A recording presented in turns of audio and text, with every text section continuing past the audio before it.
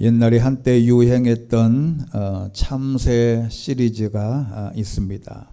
아주 유머로 최불암 시리즈 이런 게 많았는데요. 전깃줄에 참새 한 쌍이 앉아서 행복한 시간을 보내고 있었는데 그 중에 사냥꾼이 총을 쐈는데 하필이면 마누라 참새가 맞았습니다. 이 마누라 참새가 떨어지면서 남편에게 그 순간에 유언을 했답니다.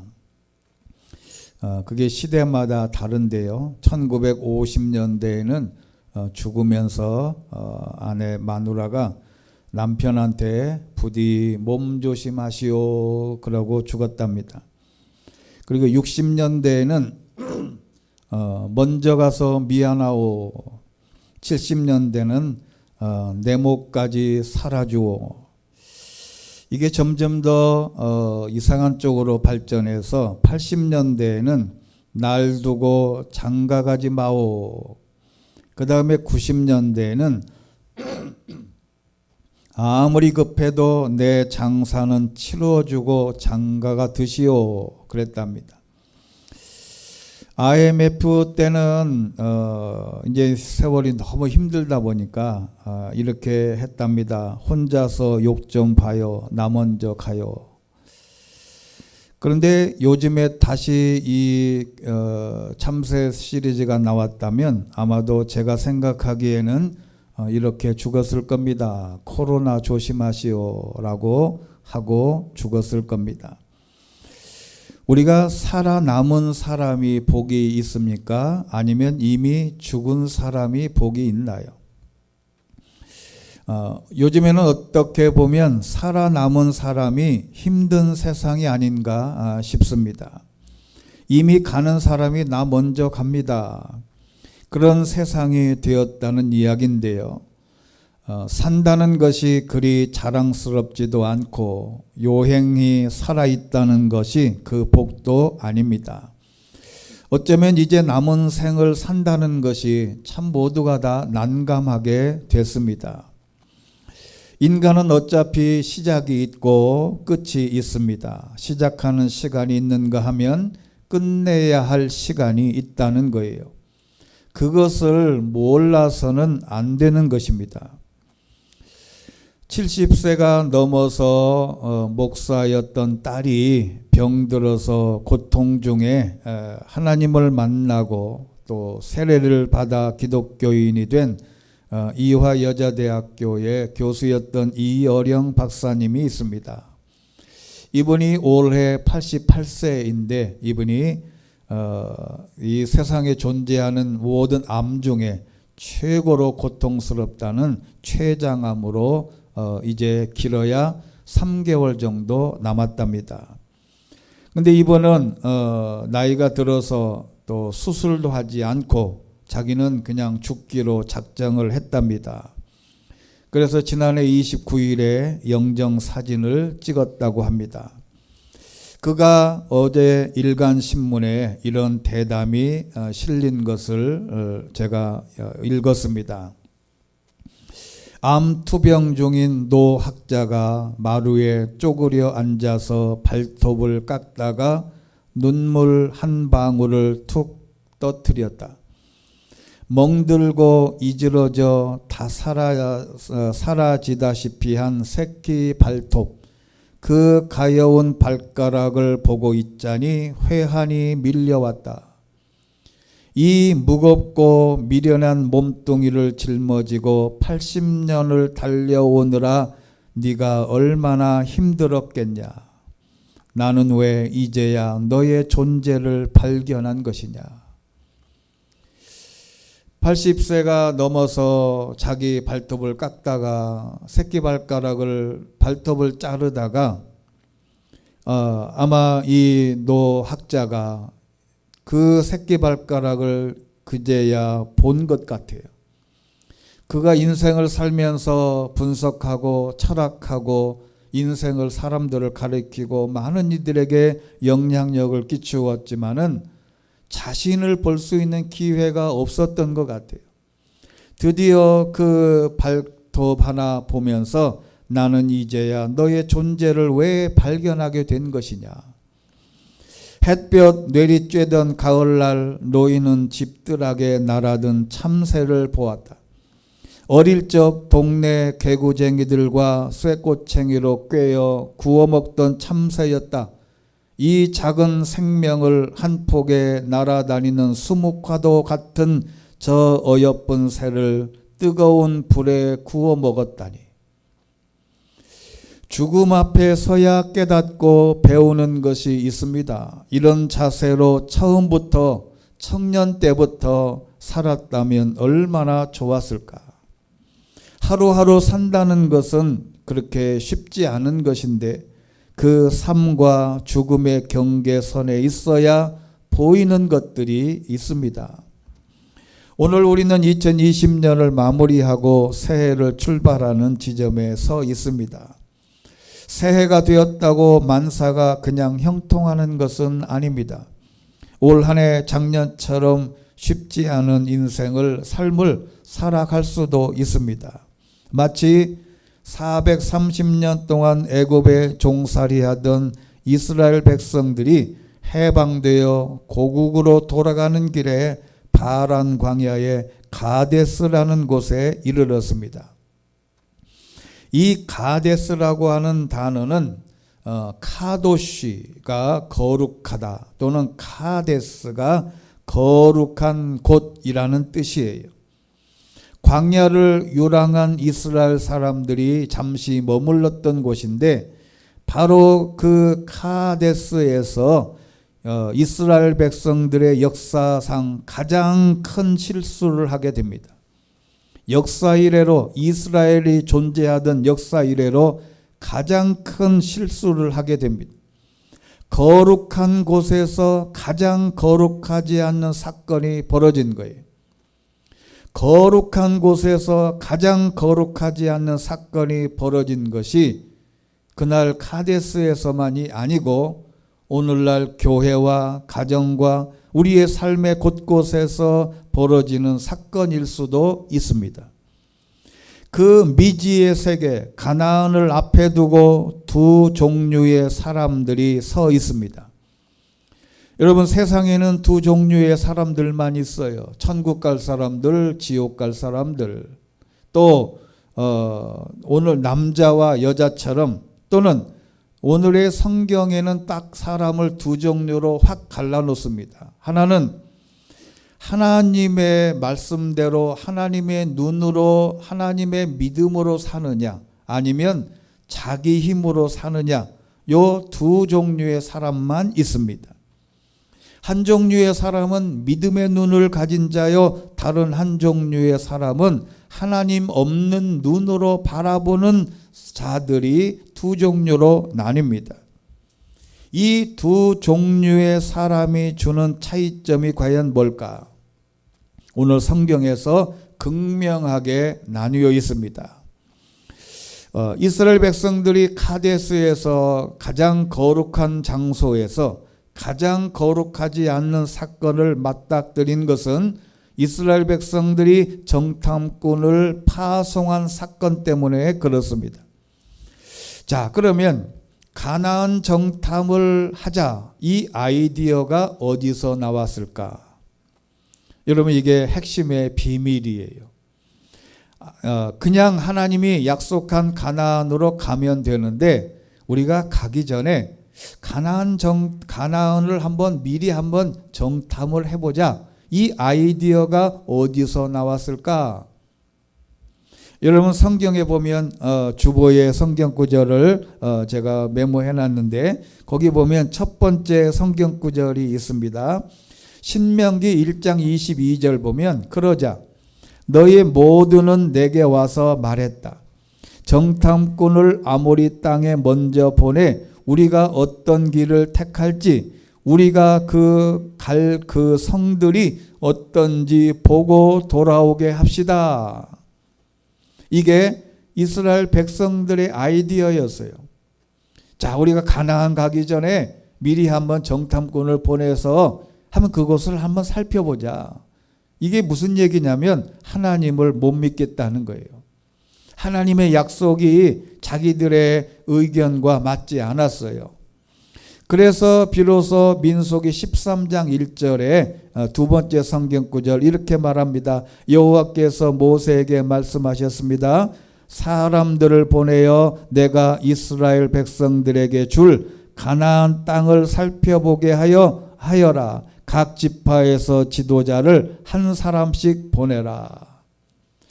12지파였으니까 12명을 한 사람만 보냈으면 참 좋겠는데 12명을 보냈어요. 하나님이 이렇게 의견을 받아들이시는 것은 아마도 이스라엘 백성들의 믿음에 대한 신뢰가 없어서 하나님이 시험하신 것 같아요. 하나님께서 가나안 땅을 아브라함 때부터 주시겠다고 수없이 약속하셨고 신명기 21장에 봐도 21절에 봐도 애굽에서 나올 때도 젖과 꿀이 흐르는 땅을 주신다고 약속하셨습니다. 그런데 가나안 땅은 하나님의 선물입니다. 거창고등학교 창시하셨던 정영창 장로님은 하나님이 이런 말씀을 했어요. 하나님은 선물을 주실 때 검은 보자기에 싸서 주신다. 백성들이 하나님께서 이스라엘 사람, 가나안 사람들에게 하나님의 선물을 주셨는데 하나님은 그 선물을 주실 때 그 보이지 않는 그 다른 것도 주신다는 것을 알아야 합니다. 이 하나님이 주신 선물인데 그 약속보다도 인간들은 내가 먼저 확인을 좀 해야 되겠다. 말하자면 정탐꾼이 돌아와서 보고하는 것이 하나님의 뜻과 일치하는 것이면 믿겠다는 거예요. 다분히 인간적인 계산입니다. 하나님의 약속보다 자신들이 본 경험과 눈으로 보고 확인하겠다는 거예요. 이 태도는 하나님보다 정탐꾼의 보고에 더 큰 믿음의 무게를 두겠다는 겁니다. 이것을 일컬어서 소위 말하는 불신앙이에요. 하나님 앞에서 이것이 죄입니다. 믿음으로 행동해야 할 결정적인 순간에 그들은 머뭇거렸어요. 마음의 밑바닥에 깔려있는 불신앙 때문에 공포에 떨면서 우리가 직접 보는 것만 믿겠다는 거지 하나님의 능력을 믿지 못하겠다는 것입니다. 우리가 생을 살다 보면 자주 이런 경험을 하게 됩니다. 결정적인 순간에 마음속에 있는 불안이나 공포, 소위 신중해야 한다는 미명 아래 더 알아보자는 정보를 요구하지만 그 개인의 일이나 교회의 일이나 그 정보가 정확하지 않습니다. 많은 사람들이 많이 고민하고 많이 생각하면 좋은 결정을 한다고 생각하지만 그렇지 않다고 경제학자들이 말합니다. 말하자면 무슨 얘기냐면 대기업의 회장들은 어떤 수십억의 수조 원, 수십억의 이익이 오가는 결정적인 순간을 단 5분 내에 2분 내에 결정할 때가 수없이 많답니다. 그런데 여러분 보통 사람들은 수조 원, 수백 원 아니면 수천만 원만 옮기려고 가도 이것을 투자할까 말까 고민이 하룻밤을 꼬박 새서 결정해요. 그런데 위대한 말하자면 그 회장급이나 CEO들이나 탁월한 사람들은 그 모든 결정을 단 5분 내에 해요. 빠른 시일 내에 결정해야 될 시기가 있답니다. 고민할 여지가 없어요. 그 고민을 하루 이틀 열흘 겨울 고민해서 결정을 해도 탁월한 사람의 5분 결정을 따라갈 수가 없습니다. 인간도 똑같습니다. 우리가 1년을 고민해도 하나님이 말씀하신 대로 5초 안에 하나님이 결정한 것을 그대로 믿으면 그게 바로 탁월한 결정인 줄로 믿습니다. 이것을 우리가 사람들이 잘 몰라요. 오래 고민하고 오래 걱정하고 수없이 밤을 새면 좋은 결정 아닙니다. 인간의 한계가 있어서 하나님이 그냥 가라 그러면 가는 게 좋지 이렇게 정탐꾼을 파송하고 40일 동안 둘러보고 사람들의 눈으로 확인해보고 가서 열매도 가져와보고 다 살펴봐도 결정적인 것은 뭐냐? 잘못 판단한 거예요. 믿음의 현장, 실제 상황, 이스라엘 백성들이 그거를 보고 결정했다고 하지만 그 막바지의 결정을 뭐냐면 그렇게 신중하게 결정했어도 결정을 잘못한 겁니다. 정탐꾼의 보고가 앞서 경험하자고 가서 확인해 보자고 한 것이 문제였는데 더 중요한 사실이 뭐냐면 그 보낸 사람들이 믿음의 사람들이 아니었어요. 그것이 문제였습니다. 여러분, 교회도 지도자를 뽑을 때 믿음 있는 사람을 뽑아야 되는데 그러지 못할 경우에 교회가 어려운 경우가 많습니다. 나라의 모든 일꾼들도 마찬가지예요. 이 40일을 가서 정탐하기 위해서 12명을 뽑았는데 그 한 명 한 명이 다 신앙의 믿음의 사람이 아니었어요. 믿음의 사람이 가서 봐야 믿음의 눈으로 보고 하는데 아니었다는 말이죠. 언제나 세상 일은 부정과 긍정이 만났을 때 항상 부정적인 사람이 많습니다. 인간의 생태가 그래요. 그래서 창조적 소수라는 말이 있습니다. 이게 유명한 영어로는 creative minority라는 말이에요. 창조적 소수. 긍정적이요 창조적인 사람들은 항상 소수입니다. 성경에서 예수님을 못 박아 죽이라고 했던 사람도 군중이고, 여러분, 그래서 저는 세계 역사의 모든 것을 통틀어 볼 때에 많은 사람들이 요구하는 것은 다 틀렸다고 생각을 해요. 히틀러도 백성들이 뽑은 사람이 히틀러였어요. 그 히틀러가 600만 명을 유대인을 죽인 결과가 나타났단 말이죠. 여러분, 우리가 깊이 생각할 것은 뭐냐면 다수가 인정했다고 오르는 게 절대 아닙니다. 역사상에는 한 번도 오른 적이 없어요. 이게 성경의 역사의 근거입니다. 12명이 보고했는데 10명이 와서 보고한 내용이 틀렸어요. 거기 가면 젖과 꿀이 흐르는 땅이고 주민들은 대단히 건장한 사람이고 거기에는 가보니 우리는 메뚜기보다도 못한다. 그들의 눈에도 그렇게 보였을 것이다. 아니에요. 아닌데 그렇게 봤단 말입니다. 이 중요한 것은 하나님이 주시는 선물에 그냥 받으면 되는데 자꾸 거기에 계산을 해요. 이 10명이 상반되는 두 종류의 보고를 합니다. 먼저 10명이 보고를 합니다. 보내신 땅에 가봤더니 젖과 꿀이 흐르는 땅이더이다. 아낙 자손이 있는데 키가 엄청나게 크고 성도 튼튼합디다. 거기에 살고 있는 사람들은 여러 사람들이 많이 살고 있는데 가나안 사람들은 바닷가와 요단 강가를 따라 살아 있습니다. 자세히 분석을 했어요. 정탐 스파이로서 관찰을 잘 했습니다. 그런데 그것은 겉으로 보이는 것만 보였습니다. 신앙의 눈으로 보지 않고 믿음의 눈이 아닌 세상의 눈으로 파악했어요. 자, 여러분, 안 되는 사람은 안 되는 이유만 찾아내는 신기한 기술이 있어요. 안 되는 이유는 안 되는 이유만 찾아내는 신기한 기술, 그것을 사람들이 지혜라고 생각하는데 아니에요. 이 10명은 안 되는 이유만 다 보는 쪽쪽 안 되는 이유예요. 여러분, 이런 사람과 부정적인 사람과 대화를 하다 보면 긍정적인 마인드를 가지고 있는 신앙의 사람은 정말 표현이 좀 그렇지만 돌아버려. 뻔히 하면 되는데 안 된다고 하는 사람은 안 되는 것만 눈에 보인다 이 말이죠. 거기 가서 그 땅을 악평하고 우리가 살펴봤는데 사람들을 잡아먹는 땅이고 신장이 크고 네피림, 고대로부터 키가 2m 30 이상 된 그 거대한 족이 네피림인데 그 아낙 자손이 그 후손이었어요. 그러니까 키가 얼마나 크겠어요.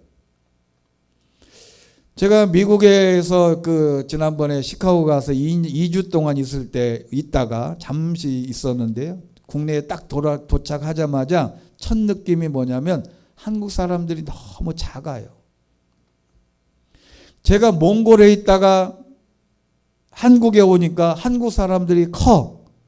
몽골 사람들이 작아요. 일본에 갔을 때는 일본 사람들이 우린 한국 사람보다 훨씬 작아. 근데 미국에 있다가 여기 오니까 사람들이 작아. 여기 있다가 미국 가면 사람들이 왜 이렇게 커? 사람이 크고 작은 거는 별거 아니에요. 여기 가서 보니까 사람들이 크다 이 말이죠. 큰 거하고 무슨 상관이 있어요? 다윗이 골리앗을 이마에 돌을 박을 때 이 다윗이 뭐라고 생각했냐면 작으니까 큰 사람을 못 이긴다가 아니고 크니까 잘 맞출 수 있다. 타켓이 크다 이 말이죠. 골대가 넓으면 골 넣는 축구 선수들을 이야기를 들어보면요. 골을 넣을 때는 골대가 커 보인대. 야구 선수가 홈런 칠 때는요. 앞에 있는 공이 여기 달려오면 공이 이따만하게 보인대. 헛발질, 헛스윙 할 때는 요만하게 보이다가 홈런 칠 때는 이만하게 보이는. 그대로 맞추는 거지. 여러분 이렇게 부정적인 말들을 하자 참으로 불쌍한 백성들 14장 1절에 이렇게 말합니다. 그날 밤 회중의 모든 백성들이 목소리를 높여 밤새도록 통곡했어요. 이들의 하나님은 어디 있습니까?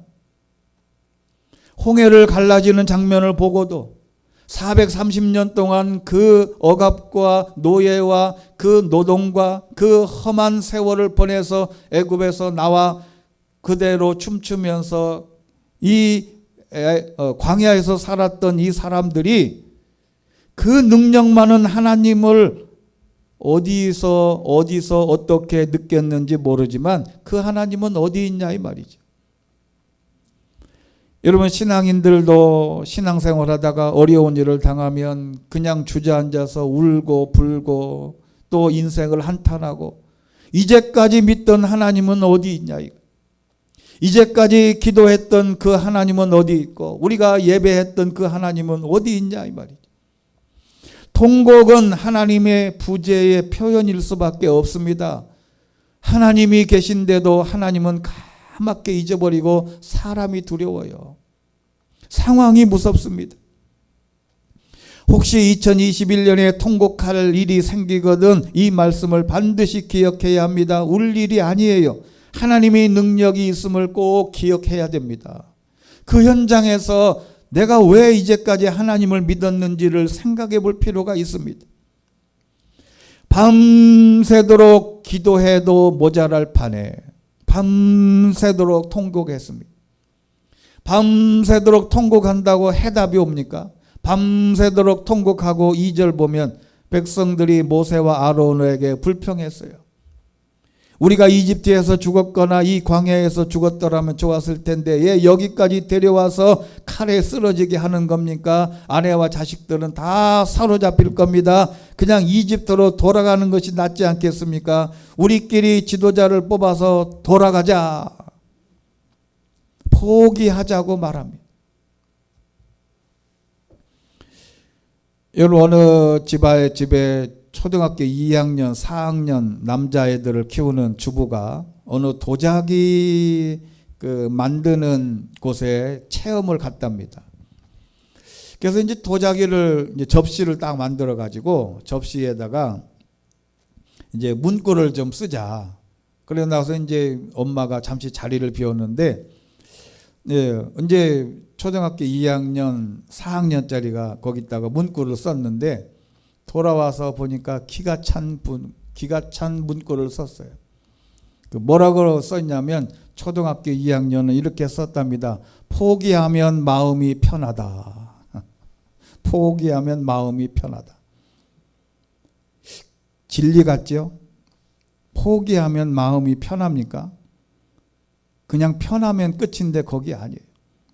그런데 초등학교 4학년짜리는 더 기가 막힌 표현을 쓴 거예요. 이게 뭐라고 썼냐면 로또만이 정답이다. 그렇게 썼대. 한 놈은 포기하면 쉽다. 마음이 편하다. 한 놈은 로또만이 정답이다. 그거 누구 말 들었겠어요? 엄마 아빠가 늘 했던 말이야. 뭐라고 얘기하면 포기해. 그냥 포기해. 포기하면 마음 편해. 포기하면 마음 편한데 유일한 길은 노력할 것도 없고 그냥 편하게 살다가 로또 한 장 로또 맞으면 돼. 그 로또가 정답이다. 늘 엄마 아빠가 얘기했던 것을 들었던 이 애가 그게 진리인 줄 아는 거예요. 여러분 그렇게 살펴본 10명의 사람들이 그냥 포기하고 그 얘기 듣고 애굽으로 그냥 돌아가자. 뭐 가나안이고 뭐고 그냥 포기하고 그냥 돌아가서 노예로 살던 그냥 편하게 살면 되지. 그랬는데 이제 믿음의 사람의 한번 자세를 보세요. 6절에 있는 말씀 보면 그 땅을 살펴보고 온 눈의 아들 여호수아와 여분네의 아들 갈렙이. 자, 여기 눈이라고 하는 사람, 여분네라고 하는 사람은 아버지들이에요. 이 아버지의 이름이 왜 여기 들어갔겠냐? 이 아버지가 훌륭하다는 겁니다. 아버지 때문에 여호수아가 있고 여분네 때문에 갈렙이 있었어요. 이 두 사람이 자기 옷을 찢었어요. 너무 답답하니까. 속을 보여줄 수도 없고 가면 분명히 이길 수 있는데 먼 훗날에 반드시 이겼잖아요.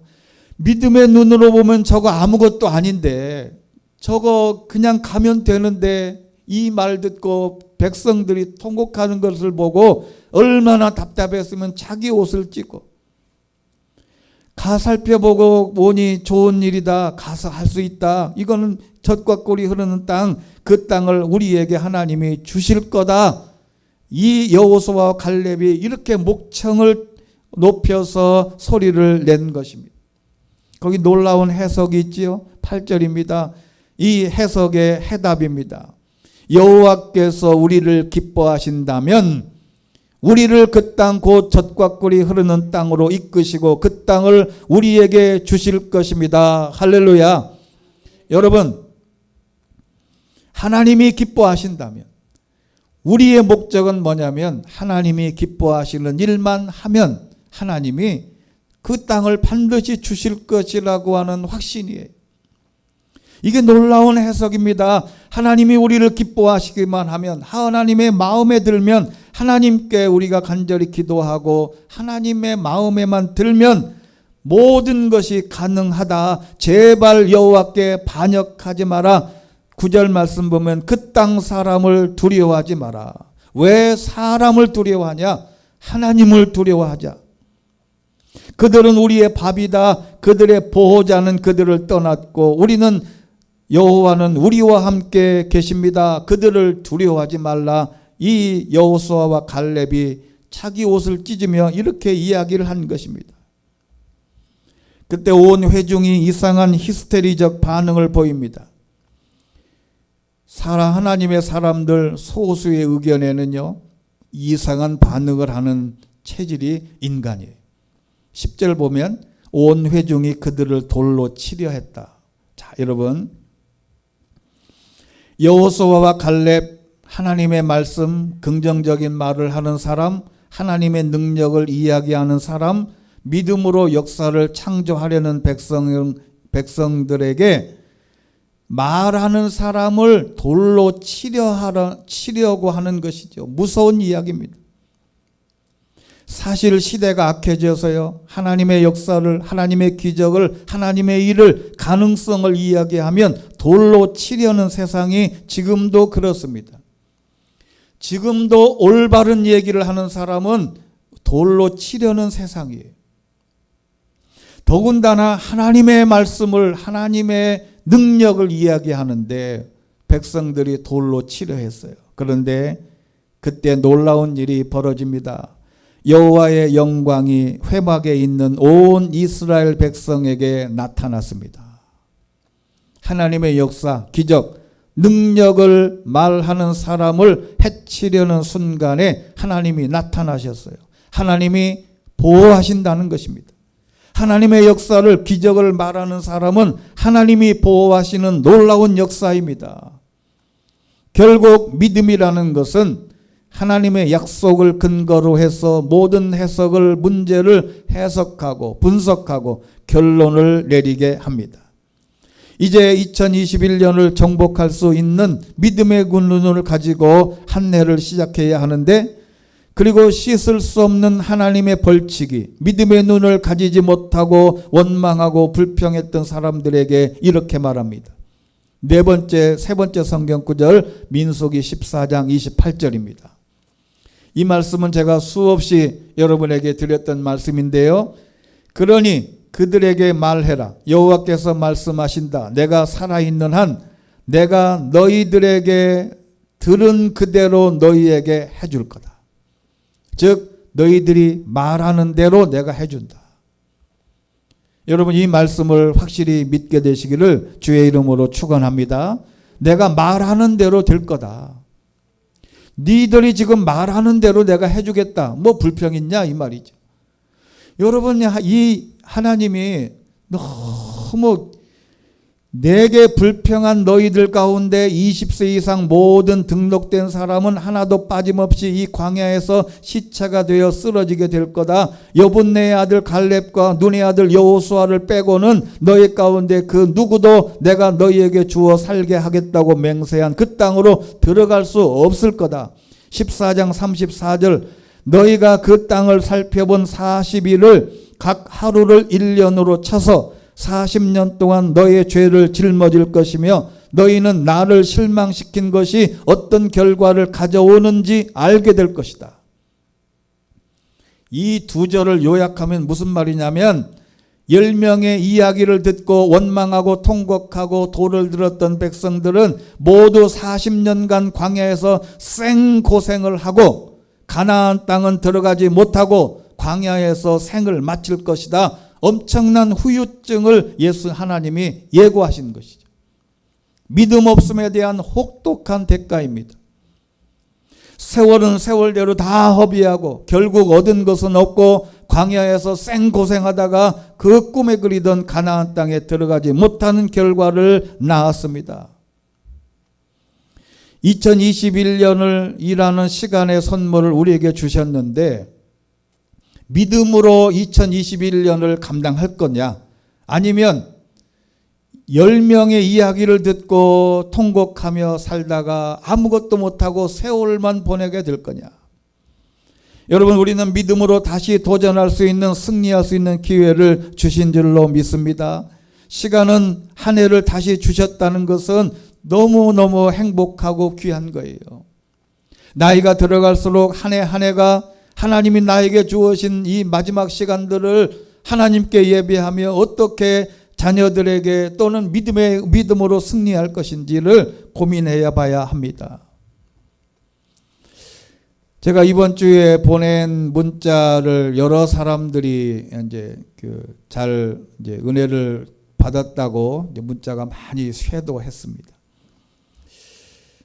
이 미스터 트롯 2의 강력한 우승 후보인 이 포항 동해중학교 2학년 1반 전유진 양이 서울 가서 살자 이 노래를 불렀는데요. 이제 엊그제부터 방송에 보니까 팬 투표를 하는데, 팬 투표하는 데를 들어가 봤더니 깜짝 놀랐어요. 압도적인 90% 이상이 전유진 학생이 1등을 해야 된다는 거예요. 다 거기는 그냥 모든 댓글에 거의 99%가 전유진 학생이 최고래. 이제 물론 이분이, 이 어린애가 서울 가서 살자라는 노래를 저는 처음 들어봤어요. 저는 이제까지 대중가요를 많이 트롯이나 이런 거를 많이 이제 접하지 않았으니까 처음 듣는 노래였어요. 그런데 첫 소절에 그 이불솜 베개 다 버리고 이제 서울 가서 살자 이 말을 하는데 갑자기 눈물이 나려고 그래요.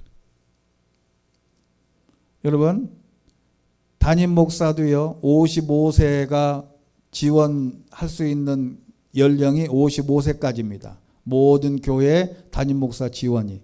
예? 여러분. 그리고 회사도 그렇죠.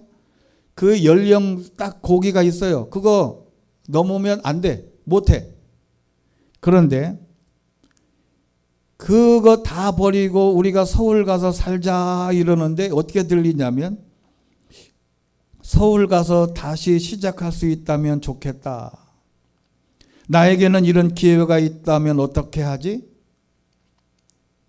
다시 시작할 수 있는 것은 축복인데 만약에 저희 어머니가 옥천에서 85세인가 86세인데 만약에 저희 어머니한테 가서 어머니 서울 가서 삽시다. 그러면 저희 어머니가 뭐라 그러시겠어요? 야야야야야 서울 가서 살긴 나 그냥 여기서 살다 죽을란다. 뭘 서울 가서 살아? 분명히 그러실 거예요. 어느 곳에든 다시 가서 시작할 수 있는 기회, 다시 시작할 수 있는 나이, 다시 시작할 수 있는 청춘, 다시 시작할 수 있는 시험, 그 무엇인가가 다시 한번 할 수 있다는 것은 행복한 거예요. 내가 다음 주에 다시 한번 주께 나와 예배할 수 있다는 것, 이런 모든 것들이 그 가사가 딱 들어오는 순간에 마음속에 확 들어왔어요. 그런데 그 다음에는 이 양반이 이 글을 작사한 사람이 기독교인인지 이런 구절이 있어요. 저 다리 건너가 먼저 비춘다니 우리 무슨 걱정이 있을까요? 여러분 거짓말과 같이 이 가사를 딱 듣는 순간에 출애굽기 23장 20절이 딱 기억이 되는 거예요. 내가 내 앞에 천사를 보내 내가 가는 길에 내내 너를 보호하고 내가 준비한 곳으로 너를 데려가게 할 것이다. 저 다리 먼저 건너가. 저 다리 하나님이 천사예요. 저 다리 내가 서울 가기도 전인데 다리 먼저 가서 비추고 있으니 우리는 가서 무슨 걱정이 있겠냐. 우리는 그거 믿고 하면 서울 가서 살자. 이렇게 제가 들리는 거예요. 여러분 가사를 쓴 사람이 신앙인이 아닐 수 있을 텐데 달이 먼저 가서 비춘다는 말은 희망과 꿈이 준비되어 있다고 말하는 것에 마음이 울컥했습니다. 2020년 질병의 공포와 아픔에서 모두 숨죽이며 소가리를 하고 신음이 끊이지 않았던 한 해 미련 없이 다 버리고 2021년에는 다시 시작할 수 있는 근거는 하나님이 앞서가셔서 좋은 것 준비해 주시는 하나님이신 줄로 믿습니다. 저 달이 아닌 하나님이 보내신 천사가 먼저 가서 보호해 주시고 이끌어 주신다는 것을 믿음의 눈으로 바라보고 2021년을 우리가 승리해야 될 것입니다. 2021년 우리 교회에 주신 표어는 이렇습니다. 달력에 있습니다. 에베네셀 임마누엘 여호와 이레의 하나님이십니다. 제가 늘 반복해서 여러분이 시험에 나와도 금방 할 거예요. 과거에는 여기까지 도우신 에베네셀의 하나님 무조건 감사하고 현재는 지금 우리와 동행하시는 임마누엘의 하나님, 미래는 내일은 2021년은 앞서가셔서 좋은 것 예비해 주시는 여호와 이레의 하나님을 믿음으로 고백하고 승리하게 하실 줄로 믿습니다. 이제 가데스에서 거룩한 곳에서 가장 거룩하지 않은 실수를 범한 이스라엘 백성들을 답습하시면 안 됩니다. 그 가데스에서 있었던 이스라엘 백성들처럼 우리는 이제 결정해야 합니다. 10명의 부정적인 삶의 마음과 생각을 빼앗길 것이냐, 2명의 여호수아와 갈렙의 신앙으로 도전할 것이냐. 하나님이 두 종류의 사람을 놓고 우리에게 말씀합니다. 너는 어떤 종류의 사람이 되고 싶으냐.